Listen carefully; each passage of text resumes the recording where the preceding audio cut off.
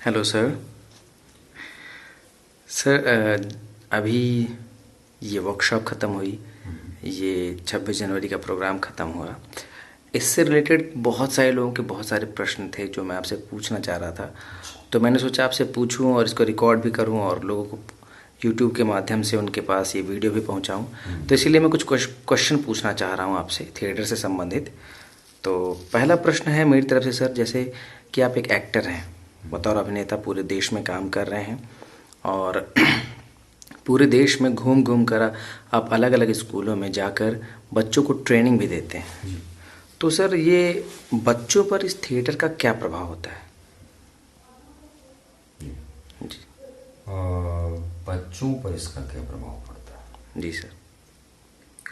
देखिए, क्या है ना कि अभी हम एक जीवन जी रहे हैं जो एक साधारण है, जो हमारे माता पिता द्वारा दिया गया है, जो हमारे समाज द्वारा हमें दिखाया गया है, वो हम जी रहे हैं।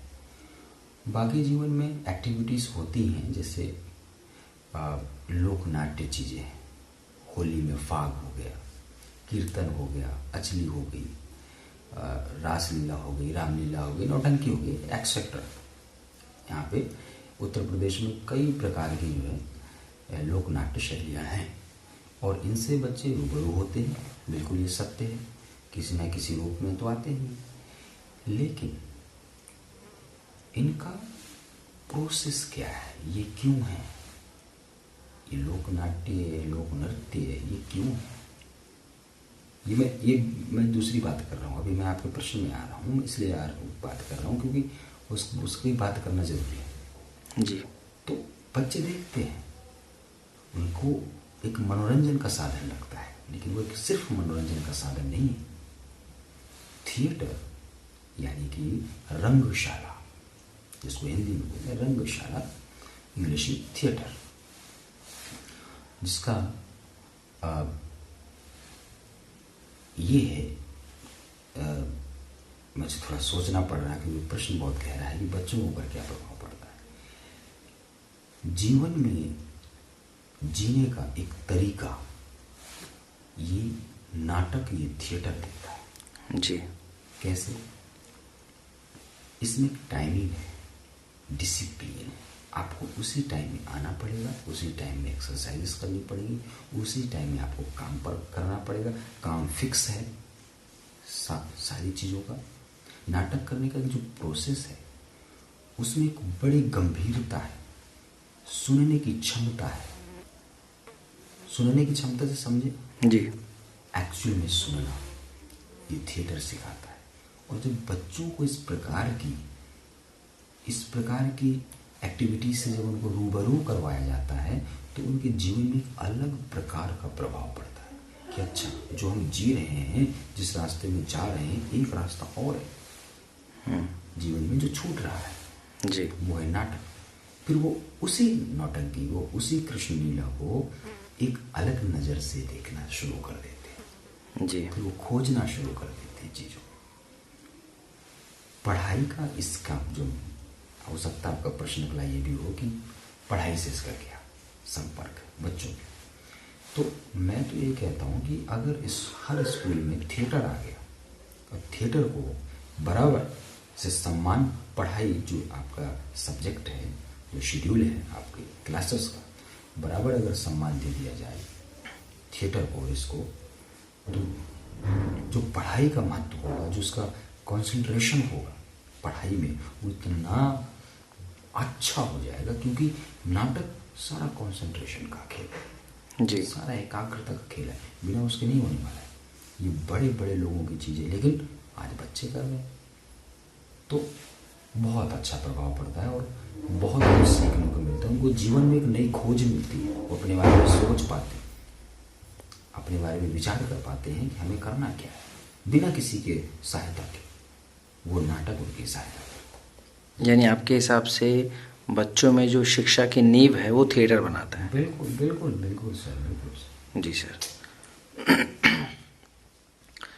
सर मेरा दूसरा प्रश्न ये है कि जैसे पेरेंट्स, बहुत सारे लोग थिएटर के बारे में अलग अलग धारणाएं रखते हैं कि थिएटर ये है, थिएटर वो है। जैसे पेरेंट्स को अपने बच्चों को थिएटर के लिए क्यों अलाउ करना चाहिए पेरेंट्स। जी, हाँ, ताकि वो बच्चे, जैसे एक्चुअली परमिशन नहीं मिल पाती है बच्चों को। पेरेंट्स सोचते हैं कि हाँ क्या करवा रहे हैं, क्या होगा थिएटर करके, है ना। तो क्यों अलाउ करना चाहिए कि बच्चे जाके उसको करें और सीखें। इसमें मैं थोड़ा सा आपकी बात काटना चाहूँगा। जी पेरेंट्स, क्योंकि आप देश दुनिया में काम करते हैं, हम जी। हर तरह के लोगों से मिलते हैं, तो हर तरह के पेरेंट्स भी होते हैं, बिल्कुल सही बात। है ना। तो आप जहाँ से आप आए हैं, हो सकता है कि आपके यहाँ इस प्रकार से उनकी संख्या ज़्यादा हो। जी। संख्या की बात कर रहा हूँ, सब ऐसे हों ऐसा नहीं हो सकता। कई पेरेंट्स ऐसे मिले जो एक्चुअल में आके कहते हैं कि भाई साहब हमारे बच्चे को थिएटर सिखा दो, हाँ ये तो है। थिएटर करवा दो। वो भी पेरेंट्स ही है ना। जी सर। कुछ पेरेंट्स ऐसे होते हैं कि बच्चों को चलती हुई क्लास से ले जाते हैं। बिल्कुल सही बात। वो सर जी पापा बुला रहे हैं, क्या करना, खेत में पानी लगा। ऐसे भी लोग, जी हर तरह के लोग। लेकिन मेरा एक, मैं ये कहना चाहूँगा आपके चैनल के माध्यम से, जितने भी हमारे मित्रगण जुड़े हुए हैं, मैं उनसे यही बोलना चाहूँगा कि भाई पेरेंट्स के लिए ना इतना इम्पोर्टेंट है बच्चों को भेजना और समझना एक दर्शक के रूप में कि बच्चों को क्यों जरूरी है। अब बिहेवियर बदल देता है, पर्सनालिटी बदल देता है बच्चों की, जो पहले मैं बोला। जी। पिताजी को देखने का नजरिया बदल देता है। वो एक सम्मान के भाव से देखना शुरू कर देता है, वो सुनना शुरू कर देता है, जो सुनता है उसका रिप्लाई सोच समझ कर देता है। तो उसके जीवन में और साथ साथ उसके पिता माता पिता के जीवन में बहुत अंतर आता है।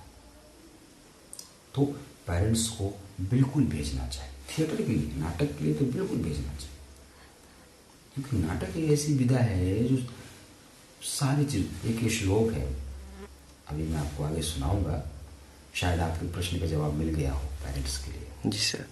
यानी थिएटर आपके हिसाब से बच्चों को और हर एक इंसान को करना चाहिए, और थिएटर इंसान को रियल में जो वास्तविक गुण है उनसे परिचित करवाता है और उनको इंसान बनाने का काम करता है। बिल्कुल बिल्कुल, है ना सर। ठीक है सर। तो तीसरा प्रश्न एक है, जैसे नाट्यशास्त्र में चीज़ें बहुत सारी हैं, अभी वर्णित है, तो नाट्यशास्त्र के बारे में बच्चे बहुत पूछते हैं, इसके बारे में कुछ बताएंगे सर। नाट्यशास्त्र ये तो बहुत गहरी बात आपने बोली, और अगर आपके बच्चे पूछते हैं तो सच एक बात बताएं हम आपको जी, बच्चे आपके सच में बहुत टैलेंटेड है। जी सर। क्योंकि बात क्या है, 4 वेद हैं हिंदू में। जी। ऋग्वेद, यजुर्वेद, अथर्ववेद, सामवेद। एक वेद और है जिसका नाम है नाट्यशास्त्र। हाँ है ना। जी सर। 5वां वेद है, जिसके रचयिता हमारे ब्रह्मा जी हैं, निर्देशक हमारे भरत मुनि जी हैं।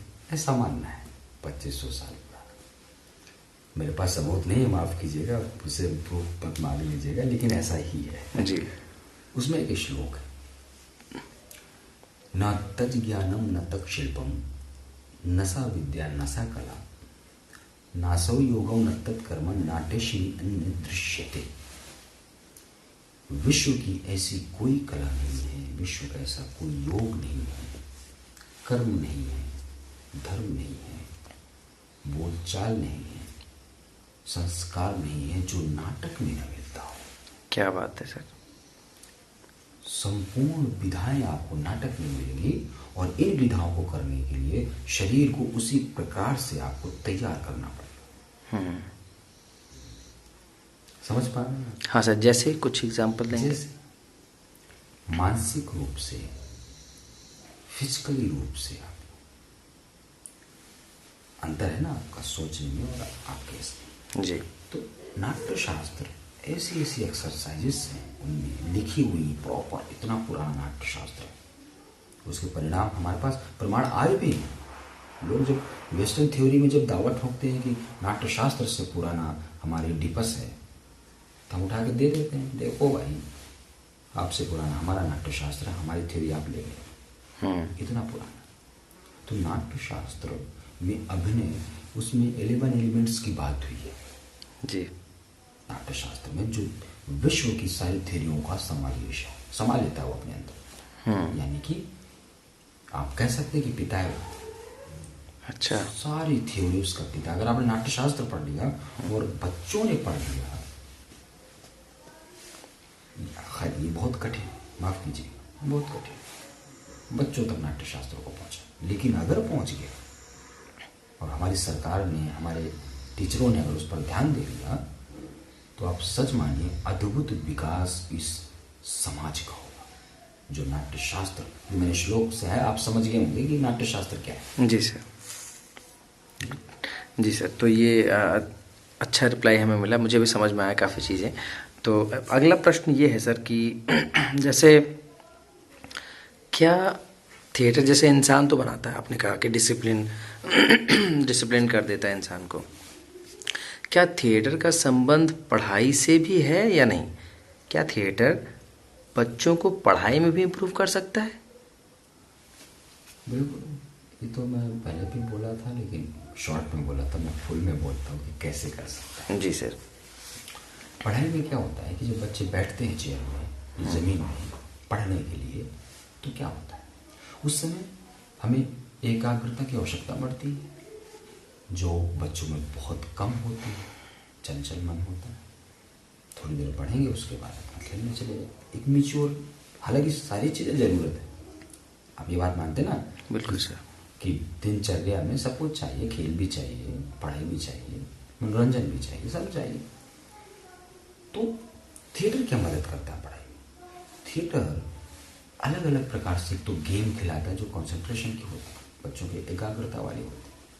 कि जैसे एक एक्सरसाइज ऐसी होती है कि एक को बोलना है 1, दूसरे को बोलना है 2, तो तीसरे को बोलना है 3, चौथे को बोलना है 4 या 5, 6, फिर 7, फिर 8, फिर 9, मतलब कंसंट्रेशन का गेम चल रहा है।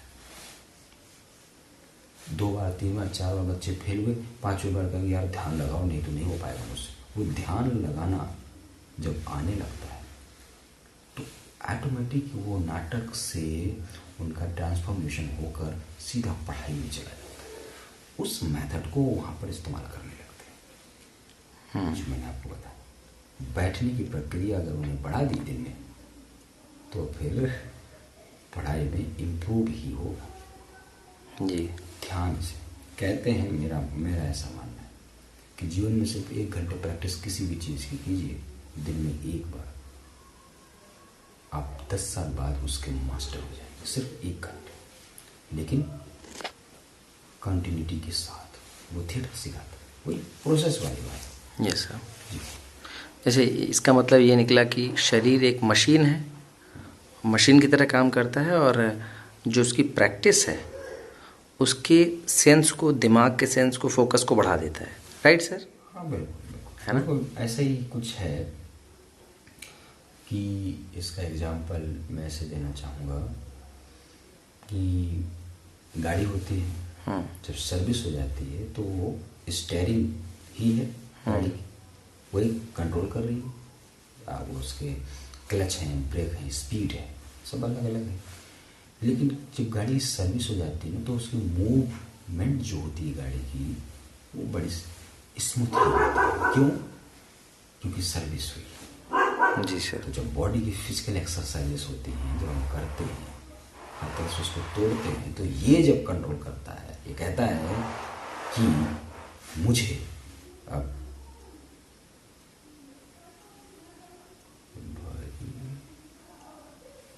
ये करना है, देखना है, कुछ एक्सप्रेशन इमीडिएटली चेंज करनी है। वो कैसे हो रहा है? वो ये कनेक्शन यहाँ पे है और बॉडी इसके अनुसार रिएक्ट करने लगी। वो क्यों कर रही है? क्योंकि आप उसका एक्सरसाइज, उसकी एक्टिविटी करके आए। आपके अंदर एक जड़त्व नहीं है, आपके अंदर एक भाव है गाड़ी वाला, क्योंकि सर्विस हुई, हर जगह तेल डाला गया, ऑयल डाला। समझ आया आपको? जी सर जी। यानी निचोड़ में कहें तो थिएटर एक सर्विसिंग है एक तरह का, जो आपके हर, है ना? बिल्कुल, आपके मानसिक रूप को, हाँ, आपके फिजिकल को, हाँ, आपके समाज को, और एक एनर्जी का गेम है जी। पूरा थिएटर। बिल्कुल सर। लास्ट प्रश्न पूछूंगा सर, सबसे इम्पोर्टेंट है, जो अभी इस बार आपने काफ़ी बच्चों को बताया और काफ़ी बच्चे समझ भी पाए, लेकिन कुछ बच्चे उसको समझ नहीं पाए। जैसे रिदम कह रहे थे आप, कुछ रिदम नाम का कुछ टर्म आ रहा था। जी जी जी, तो ये क्या होता है? इस रिदम का क्या प्रभाव है बच्चों पर, छोटे बच्चों से लेके बड़े बुजुर्गों पर? कि प्रभाव तो है। कैसा प्रभाव है बताता हूँ। मेरी बात करने में एक रिदम है। मैं अगर ऐसे बात करूँगा कि बच्चों के ऊपर प्रभाव रहता है तो रिदम टूट गया, बच्चों के ऊपर प्रभाव रहता है ऐसे बोलूँगा तो रिदम होगा। तो ये रिदम है, रिदम। और जब हम चलते हैं तो जब कोई चलता है तो एक रिदम में होगा। जीवन का भी एक रिदम, सुबह शाम, शाम को सूरज ढल जाता है, सुबह निकल आता है, रिदम है उसका, अपनी रिदम में चल रहा है। समझ पा रहे हैं जी, जब जीवन का रिदम बिगड़ता है, जब उसकी ताल टूटती है, तब सारी चीजें बिखरना शुरू हो जाता है। क्योंकि जीवन का भी एक रिदम है, चल रहा है।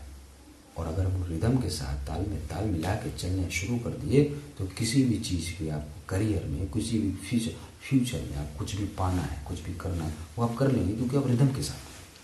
बिल्कुल सही बात रिदम है। क्या है? समय है। मैंने क्या बताया?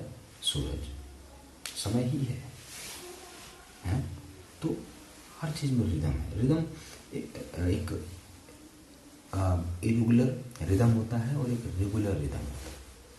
रेगुलर रिदम होता है, वो रेगुलरिटी होती है उसमें, कि अगर रेक्टेंगल है कोई चीज़ तो रेक्टेंगल रेक्टेंगल रेक्टेंगल, ये तो रिदम है, रेक्टेंगल रेक्टेंगल पूरा रेक्टेंगल। और फिर इरेगुलर ये हो गया कि रेक्टेंगल है, सर्कल है, मान लीजिए रेक्टेंगल है, तो उसके बाद सर्कल है, और फिर उस सर्कल में डिजाइन अलग अलग है, कि सर्कल में ऐसे ऐसे है और रेक्टेंगल में ऐसे ऐसे ऐसे मुड़ा हुआ है, उलझा हुआ है। तो दोनों का क्या है? शेप अलग है। माफ़ कीजिएगा, माफ़ कीजिएगा, मुझे गलत बोल गया। हाँ, रेक्टेंगल और सर्कल के अंदर की जो डिजाइन है वो सेम है, ऐसे ऐसे ही दोनों की डिजाइन है, लेकिन अंतर क्या है? दोनों का शेप अलग है। ये हो गया इरेगुलर रिदम। तो इरेगुलर रिदम थोड़ा सा जीवन के लिए ठीक नहीं होता। अगर आप रेगुलर में हैं तो जीवन में आपकी सारी चीज़ें, ये बहुत बारीक वाली बात है। अगर आप अच्छे से जानना ही चाहते हैं तो इसमें आपको डूबना पड़ेगा। मैं इसे 1 मिनट में या 30 सेकंड में 2 मिनट में नहीं बता सकता जी। इतना बता सकता हूँ कि क्या है जी। थैंक यू सर, आपने कुछ बहुत इम्पोर्टेंट प्रश्नों के जवाब दिए। काफ़ी कस्टमर्स जो हैं हमारे, जो हमारे कस्टमर कह सकते हैं, और हमारे जो पेरेंट्स हैं, उन्होंने इन प्रश्नों को आप तक पहुंचाया था। मैंने सोचा आपसे पूछ लूं। फाइनली मैं आपसे रूबरू हुआ तो मैंने आपसे पूछा। Thank you so much sir, आपने इतना सुंदर जवाब दिया। नेक्स्ट टाइम मैं चाहूँगा फिर आप आएँ और हमारे बच्चों को ट्रेन करें, और इसमें रिदम को बढ़ाने में, थिएटर को आगे बढ़ाने में आपका काफ़ी योगदान है हमारे स्कूल में। इसके लिए मैं तहे दिल से, अपनी तरफ से, अपने परिवार वालों की तरफ से, टीचर्स की तरफ से थैंक यू कहता हूँ सर। आप आए, बहुत अच्छा लगा सर। फिर नेक्स्ट टाइम ज़रूर मिलेंगे सर आपसे। Thank you sir, thank you sir.